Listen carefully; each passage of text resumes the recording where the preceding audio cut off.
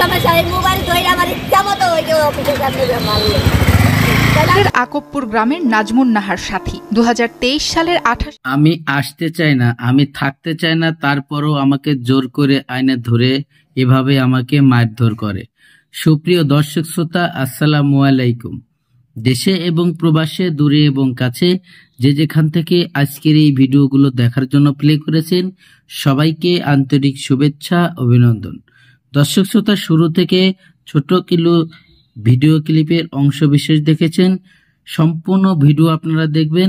আজকের এই ভিডিও দেখলে আপনারা হয়তো বুঝতে পারেন যে একটি নিরুপায় মহিলার সাথে কি ঘটনা ঘটতে চলেছে।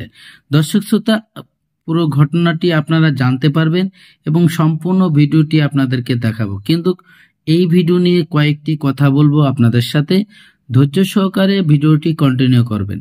দর্শক শ্রোতা, স্ক্রিনে যে মহিলাটিকে, যে আপুটিকে দেখেছেন, সে একটি কান্না করতেছে এবং সাংবাদিক ভাই তাকে প্রশ্ন করতেছে যে আপনি কেন থানায় অভিযোগ করেন নাই, আপনি কেন থানায় মামলা করতে যান নাই। সেখানে সে এমন কিছু তথ্য দিয়েছে, আপনারা শুনলে হয়তো অবাক হয়ে যাবেন। দর্শক শ্রোতা, আমাদের দেশে এমন কিছু নারী মেয়েরা আছে, তারা খুবই অসহায় স্বামীদের কাছে, কারণ তারা পুরুষদেরকে অনেক সম্মান করে, অনেক ভয় পায়। দর্শক শ্রোতা, তারা কিন্তু ইচ্ছা করলে অনেক কিছুই করতে পারে এবং অনেক কিছু সেটা তারা না করে তাদের পুরুষদেরকে এবং স্বামীদেরকে অনেক সম্মান করে। দর্শক, এই মহিলাটি এমনই একজন মহিলা, তিনি তার স্বামী প্রবাসে থাকলেও সে কিন্তু অন্য কোনো পুরুষের সাথে কখনোই সে এই সম্পর্ক হোক আর কথাবার্তা হোক কোনোদিনও সেটা করে নাই। দীর্ঘদিন পরে স্বামী যখন প্রবাসের থেকে আসলো, এসে দেখছে তার একটাই অপরাধ, তাকে দেখতে ভালো দেখা যায় না, স্বামীর অভিযোগ।